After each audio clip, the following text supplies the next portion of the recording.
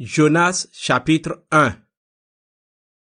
Jonas veut fuir loin du Seigneur. Un jour, le Seigneur adresse cet ordre à Jonas, le fils d'Amittai. Debout, va à Ninive, la grande ville. Tu menaceras ses habitants en disant: le Seigneur en a assez de voir vos actions mauvaises. Jonas se met en route, mais pour fuir à Tarsis, loin du Seigneur. Il arrive à Jaffa. Là, il trouve un bateau qui part pour Tarsis. Il paye son voyage. Puis il monte dans le bateau pour aller avec les marins à Tarsis, loin du Seigneur. Mais le Seigneur lance sur la mer un vent violent, et la tempête est si forte que le bateau risque de se casser. Les marins ont peur. Chacun crie vers son Dieu. Il jette à la mer tous les objets qui sont dans le bateau pour le rendre plus léger. Pendant ce temps, Jonas est descendu au fond du bateau. Il s'est couché et dort profondément. Le capitaine du bateau s'approche de lui et lui dit: « Quoi? Tu dors? Lève-toi, crie vers ton Dieu. Il pensera peut-être à nous, et nous ne mourrons pas. » Puis les marins se disent entre eux: « Pour connaître le responsable du malheur qui nous arrive, tirons au sort. » Ils tirent au sort, et le sort tombe sur Jonas. Alors les marins lui disent: « Notre malheur vient de toi.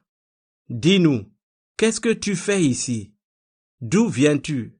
De quel pays et de quel peuple es-tu? » Jonas répond: « Je suis hébreu, et c'est le Seigneur que j'adore, le Dieu qui est au ciel, celui qui a fait la mer et la terre. » Puis il leur raconte son histoire. Les marins ont très peur.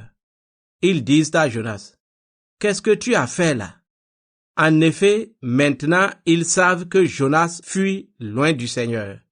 Ils lui demandent: « Qu'est-ce que nous allons faire de toi pour que la mer se calme autour de nous? » En effet, les vagues montent de plus en plus. Jonas répond aux marins: « Prenez-moi et jetez-moi à la mer. Ainsi, la mer deviendra calme autour de vous. Oui, je le sais, cette violente tempête vous attaque à cause de moi. » Les marins rament pour rejoindre la côte, mais ils n'y arrivent pas. Les vagues montent de plus en plus contre eux. Ils prient le Seigneur et disent: « Ah, Seigneur, ne nous fais pas mourir à cause de cet homme. Ne nous rends pas non plus responsables de la mort d'un innocent. En effet, c'est toi, Seigneur, qui as fait ce que tu as voulu. » Puis ils prennent Jonas et ils le jettent à la mer. Alors la colère de la mer se calme. Ensuite, les hommes sont remplis d'un grand respect envers le Seigneur. Ils lui offrent un sacrifice et ils lui font des promesses avec serment.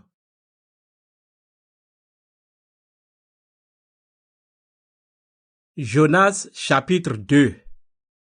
Jonas prie le Seigneur. Le Seigneur envoie un grand poisson pour avaler Jonas. Jonas reste dans le ventre du poisson 3 jours et 3 nuits. Dans le ventre du poisson, il prie le Seigneur son Dieu.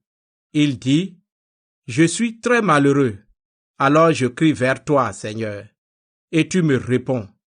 De la profondeur de la mort, j'appelle au secours, et tu entends ma voix. Tu m'as jeté dans un trou profond au cœur de la mer, et l'eau m'entoure. Toutes tes vagues et toute ton eau tombent sur moi. Et moi je dis: tu m'as chassé loin de tes yeux. Pourtant, je veux revoir ton temple saint. L'eau m'arrive jusqu'au cou, la mer m'entoure. Des herbes s'enroulent autour de ma tête. Je suis descendu jusqu'au pied des montagnes. Je suis dans le monde des morts, et les portes sont fermées à clé derrière moi pour toujours. Mais toi, Seigneur, mon Dieu, tu me fais remonter vivant de ce trou. Seigneur, mon Dieu, je vais bientôt mourir. Alors, je me souviens de toi, Seigneur, et ma prière monte près de toi dans ton temple saint.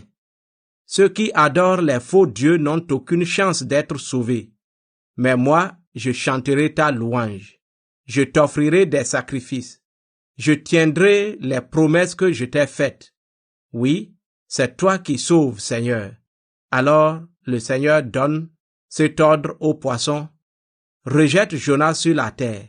Et aussitôt, le poisson obéit.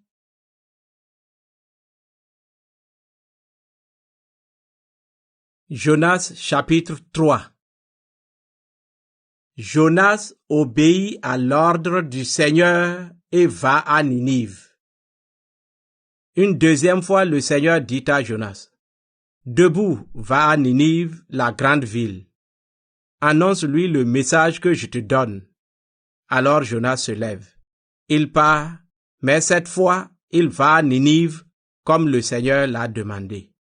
Ninive est une ville extraordinairement grande. Il faut 3 jours pour la traverser. Jonas entre dans la ville. Il marche pendant 1 jour entier. Il annonce aux gens, « Dans 40 jours, Ninive sera détruite. » Aussitôt, les gens de Ninive croient à la parole de Dieu. Ils décident de ne rien manger. Tous mettent des habits de deuil, les riches comme les pauvres. Le roi de Ninive apprend la nouvelle. Il se lève de son siège. Il enlève son habit royal. Il met un habit de deuil et s'assoit sur de la cendre. Puis le roi et ses ministres donnent cet ordre. Criez dans la ville ces paroles.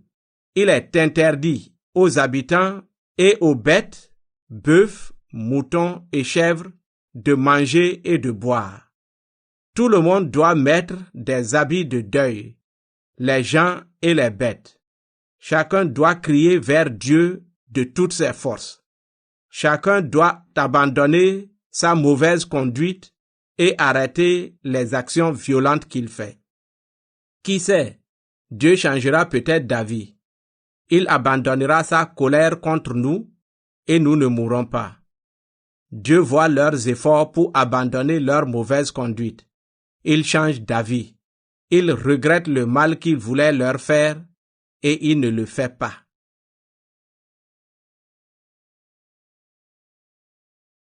Jonas chapitre 4.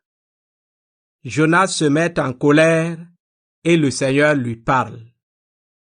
Jonas n'est pas content du tout, vraiment pas du tout. Il se met en colère. Il fait cette prière au Seigneur. « Ah Seigneur, je le savais bien quand j'étais encore dans mon pays. C'est pourquoi je me suis dépêché de fuir à Tarsis. Je le savais bien, tu es plein de tendresse et de pitié, patient, plein d'amour, et tu regrettes tes menaces. Maintenant, Seigneur, laisse-moi mourir.